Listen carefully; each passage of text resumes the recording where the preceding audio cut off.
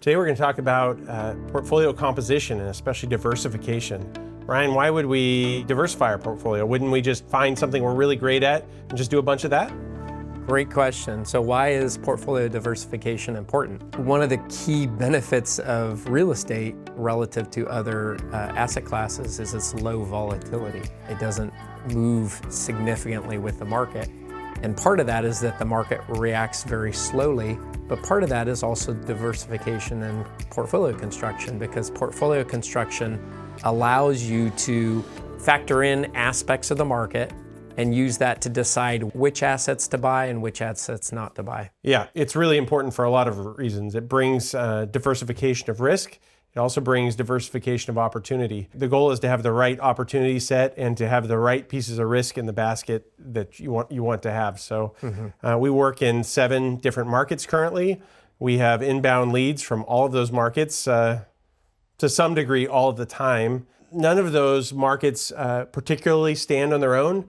But together, we're able to weave the right thing, both industrial and multifamily, both larger markets and smaller markets, and across 3 different states. So currently, we're able to construct the portfolio we want across that opportunity set.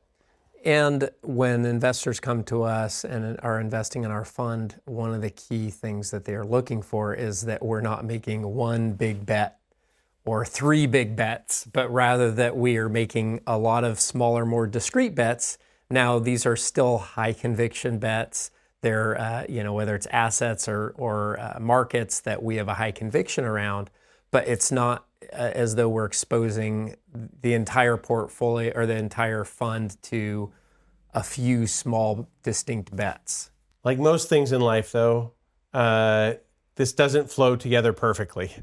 This is a lumpy sort of problem by nature, in that the things that generate deal flow are relationships, track record, market changes, branding, a bunch of things. And one challenge we find is that we'll start to get going in a market and we'll get 2 or 3 deals coming that way. And we have to be intentional about pausing or threading the needle and moving to different markets. And also we have to be intentional about being 6 to 12 months in advance of what we're trying to accomplish, because it takes that long to generate deal flow. And of the leads we get, we tend to buy somewhere about 3 to 5% of the opportunity set we get. So, somewhere between 20 and 30 deals need to come in to find the one that we're going to buy. So it's quite a symphony. Yes. It takes, a lot of deals to braid them all together in the right way.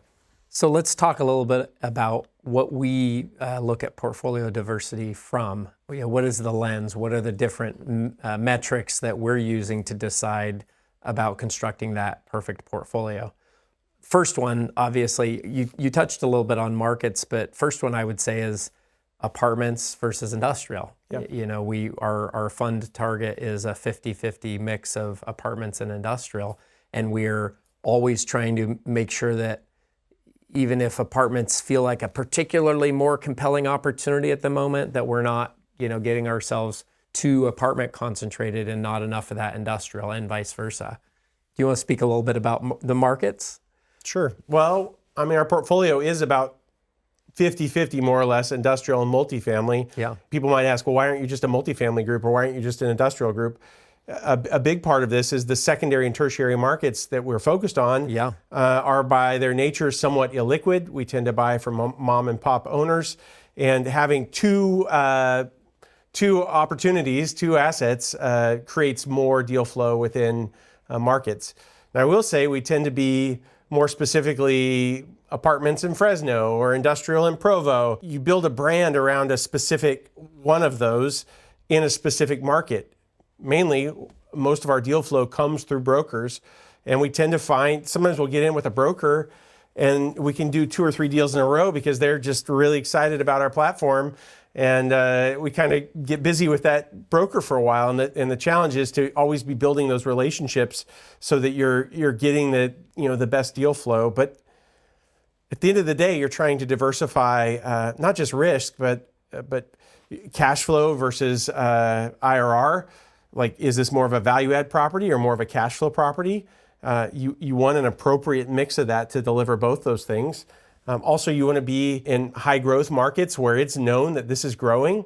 On the other hand, some of our best returns have come from markets that aren't as famous, because in the high growth markets, it seems like, well, of course you're going to invest there.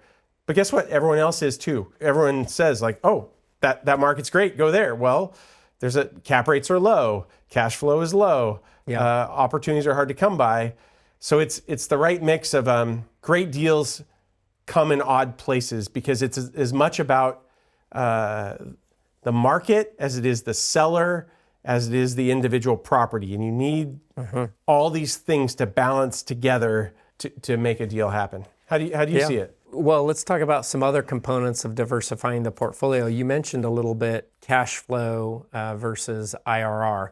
And we say versus not as though those two are mutually exclusive, but rather that sometimes we're weighting one more than the other. Typically, the investment opportunities that have the higher overall return will have a lower cash flow component, and the deals that have a higher cash flow component will have a lower overall return. And the reason for that is simple, that I'm receiving more money up front, and so it's less risky, so I'm willing to pay more for that opportunity versus more of my return is coming at the end, and so I expect a higher return to be able to do that. That being said, like an investment committee, we talked about, we're always balancing those two, and we're always looking at those two and determining what the right composition is for the overall fund to be able to create a nice balance of cash flow and overall return. That being said, I think we're looking for motivated sellers as much as we're looking for anything. And we've come to learn that you can sometimes have it all. You can sometimes have cash flow, IRR, and equity multiple. Now, in a super efficient, very liquid market where everything is at market and it's well advertised, you usually can't. But in the off-market, secondary and tertiary market situations where we buy, we're working to align seller motivation with a property that works for us. Our job is to see the less obvious opportunities. Some of our properties need paint and landscaping and dramatic, the perfect scenario is where they need all those things and we're still buying them at a 6 or a 7 cap. Yeah. You're like, well, the seller thinks, well, 6 or 7 cap seems reasonable. And, oh, by the way, there's a lot of meat on the bone. Yeah. So when those things align, Yeah. you get your cash flow and you get your IRR, and it's a beautiful thing. Yeah, and another thing you just alluded to it, another component of that portfolio diversification is kind of what we call heavy lift versus light lift. We have properties that are heavy lift on the rents. They're significantly below market. We have properties that are light lift, that are less below market. We have properties that are heavy lift on the CapEx, the renovations, and properties that are lighter lift. And having that right construction where some properties, we know that it's going to take a significantly larger investment, like the lofts in Fresno. We know it's going to take a larger investment, but we also have high conviction that we're going to achieve significant upside as a result of that. But then we also mix into the portfolio properties like 17th Place and Bakersfield, where the mark-to-market isn't really that much, but we also are coming in with a much stronger cash flow component, and so that we're essentially taking on a less perceived risky property to help balance that portfolio construction. The bigger theme we're speaking to here is portfolio construction versus deal construction, and these are different motivations, and both are hard to come by. And there's a paradox here, which is that you may have a great deal, but it may not fit the overall mission. So it's important to start with the overall mission, get down to the deal level so that you have truly great deals, because a great portfolio is made up of a bunch of great deals, but then make sure that the great deals are delivering what the portfolio needs. And that said, because deals are lumpy and markets are lumpy and sellers don't just serve up exactly what you need. This isn't like a prescription exactly. Sometimes it comes in a little bit this way, and then you got to say, okay, great. We checked this box for this piece of diversity and this characteristic. We've got to move this way so that by the end of that fund or that run, you've built the thing you want across the diversity, across the geography you want. And Yeah. It's an interesting challenge. Well, and that speaks a little bit to the fact that we look at portfolio construction and diversification at our level, but one could argue that our level is a very micro level or a microcosm of broader portfolio diversification, because while we endeavor to create a well-constructed portfolio, it's within the strategy, the geography, the space that we have the highest level of competence and expertise. And then it's the next level up investor whose responsibility it is to take our piece, secondary and tertiary markets in the Western United States, and say, okay, well, I've got this geography, I've got this, but I don't have this geography. Or I've got a certain amount of apartments or industrial, but I need more of it. And so just as we're doing it down at our base level, each investor at the next level up is doing the same portfolio construction. An interesting trend in the business is we're getting better at pre-building the thing we want. We get a lot of inbound calls, so we've been, to be candid, we've been reactive at times, or maybe, up until this current era, we've been reactive. We get a lot of inbound leads. We're working to fit them to create the thing we want.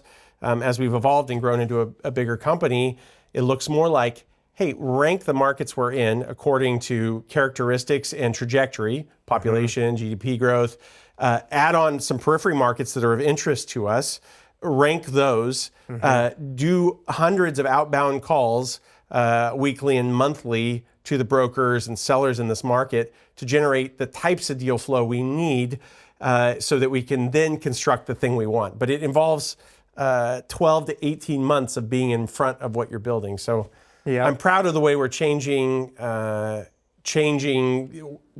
part where we're getting in front of the thing we want and being less reactive. Interestingly, if you zoom out from our strategy, one would look at our strategy and say it is very much a deep, high conviction bet because it is around secondary, tertiary markets. It's around industrial and multifamily only. And yet we have the ability on that micro level to create that diversification within the portfolio while still holding on to that entrepreneur or high conviction investment.